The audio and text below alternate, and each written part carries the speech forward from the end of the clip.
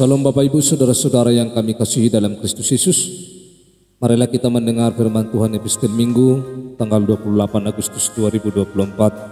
Sebelumnya mari kita berdoa. Damai sejahtera dari Allah Bapa yang melampaui segala akal, itulah yang akan memelihara hati dan pikiran kita dalam Kristus Yesus Tuhan kita. Amin. Firman Tuhan bagi kita tertulis dalam Mazmur 34 ayat 16 sampai ayat 23, demikian firman Tuhan. Mata Tuhan tertuju kepada orang-orang benar dan telinganya kepada teriak mereka minta tolong. Wajah Tuhan menentang orang-orang yang berbuat jahat untuk melenyapkan ingatan kepada mereka dari muka bumi. Orang-orang benar berseru-seru dan Tuhan mendengarkan. Ia melepaskan mereka dari segala kesesakannya. Tuhan itu dekat kepada orang-orang yang remuk hati, dan ia menyelamatkan orang-orang yang patah semangat. Kemalangan orang benar banyak, tetapi Tuhan melepaskan dia dari semuanya itu. Ia melindungi segala tulangnya, tidak satu pun akan patah. Kemalangan akan mematikan orang fasik, dan siapa yang membenci orang benar akan menanggung hukuman. Tuhan membebaskan jiwa hamba-hambanya, dan semua orang yang berlindung padanya tidak akan menanggung hukuman. Demikian pembacaan firman Tuhan. Ibu Bapak Saudara-saudara yang kami kasihi dalam Kristus Yesus, di dalam perjalanan setiap hidup kita akan menghadapi berbagai pergumulan, persoalan dalam hidup kita. Selama kita hidup di tengah-tengah dunia ini, maka kita akan selalu menghadapi persoalan-persoalan, bahkan masalah di dalam hidup kita sehari-hari. Saudara-saudara, tetapi firman ini mengajak kita supaya kita tetap kuat di dalam Tuhan, supaya kita tetap tertuju kepada Tuhan dalam hidup kita. Sekalipun dalam hidup ini banyak yang berbuat kejahatan, tetapi kita tidak boleh kompromi dengan kejahatan itu. Di dalam firman ini kita melihat kesaksian Daud ketika Tuhan melepaskannya dari persoalan-persoalan hidupnya.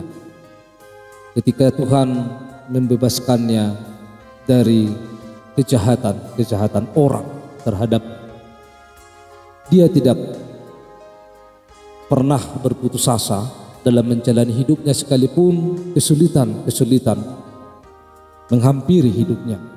Dia selalu berusaha dekat kepada Tuhan. Dia selalu berseru kepada Tuhan. Dan dia selalu meminta tolong kepada Tuhan dalam setiap hidup. Saudara-saudara yang kami kasihi, di dalam kesaksian Daud ini, dia memberitakan, bersaksi tentang orang benar dan orang yang jahat. Kalau kita melihat yang pertama dari ayat 16, dia mengatakan mata Tuhan tertuju kepada orang-orang benar. Sedangkan di ayat 17, wajah Tuhan menentang orang-orang yang berbuat jahat. Ini adalah merupakan kebalikan. Orang benar dan orang jahat. Dan sudah tentu bahwa orang benar pasti dikasihi oleh Tuhan. Orang benar pasti didengarkan oleh Tuhan. Orang benar pasti mereka berdoa, memohon, dan dia selalu mengandalkan Tuhan dalam kehidupan. Berbeda dengan orang jahat. Orang-orang yang berbuat jahat itu adalah yang dihasilkan oleh dosa. Kita mengetahui bahwa dosa akan membuat banyak sekali kesusahan. Iblis, dosa akan membuat manusia itu bertengkar, membuat manusia itu saling memakan, membuat manusia itu saling membenci. Dosa itu membuat manusia saling mengejek, saling marah, dan saling menyalahkan satu dengan yang lain. Dan dosa itu juga akan menimbulkan iri hati, menimbulkan kecemburuan, menimbulkan sesuatu kepada manusia itu yang mengakibatkan manusia itu mengharami sesuatu atau kematian. Saudara-saudara, kita sangat melihat jelas di sini apa yang diperbuat oleh orang-orang berbuat jahat karena dosa itu. Mulai dari ayat 17. Wajah Tuhan menentang orang-orang yang berbuat jahat. untuk melenyapkan ingatan kepada mereka dari muka bumi. Lalu di ayat 20, kemalangan orang benar banyak, tetapi Tuhan melepaskan dia dari semuanya itu. Lalu di ayat 22, kemalangan akan mematikan orang fasik, dan siapa yang membenci orang benar akan menanggung hukuman. Maka bisa kita katakan bahwa akibat dari kejahatan, akibat dari dosa itu akan membawa kepada kehancuran, membawa kepada kematian, membawa kita kepada kesusahan, membawa kita kepada sesuatu yang membuat kita tidak tenang. Saudara-saudara, berbeda dengan orang benar. Orang benar itu dia menghadapi pergumulan, tetapi dia berseru kepada Tuhan. Dan Tuhan mendengarkan teriak orang yang minta tolong.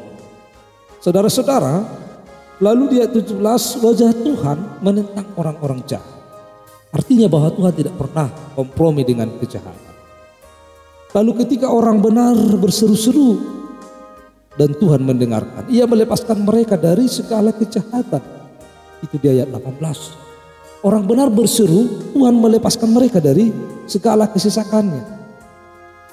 Lalu orang benar itu juga bisa remuk hatinya karena persoalan, karena berbagai pergumulan yang dia hadapi, karena rasa sakit. Tetapi Tuhan itu dekat kepada orang-orang yang remuk hati, dan ia menyelamatkan orang-orang yang patah semangat.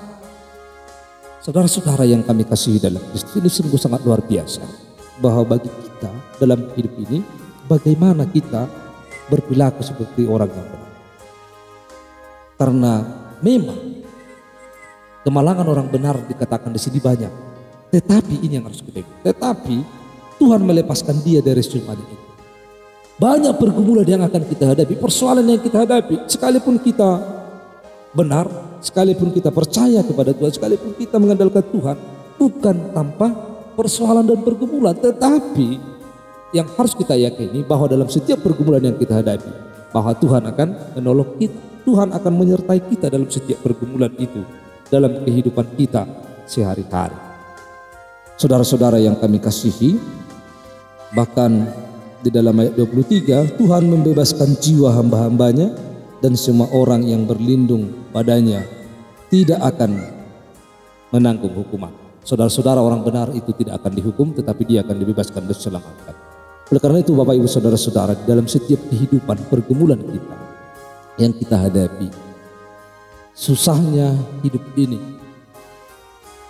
begitu banyaknya persoalan, begitu banyaknya pergumulan yang kita hadapi. Tetapi satu hal yang harus kita ingat, bahwa kita harus kuat di dalam Tuhan. Tuhan pasti menolong kita. Oleh karena itulah dengan tema khotbah ini, kuat di dalam Tuhan.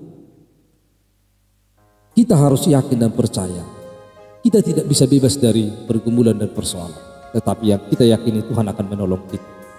Oleh karena itu kita tidak boleh berputus asa, tetapi tetaplah kuat, tetaplah berseru kepada Tuhan, karena Tuhan melihat hati kita yang remuk, karena Tuhan mendengarkan seruan kita orang yang benar kepada Tuhan dalam setiap kehidupan kita. Maka persoalan apapun hadapi saja, berserah kepada Tuhan, doakan kepada Tuhan, maka Tuhan akan menolong kita dalam semuanya itu.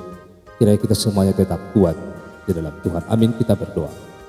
Tuhan Allah Bapa kami yang di surga, kami telah mendengar firman-Mu, penuhi hati kami dengan kuasa Roh Kudus-Mu, sehingga firman-Mu dapat kami lakukan dalam hidup kami. Dalam nama Kristus Yesus kami telah berdoa. Amin.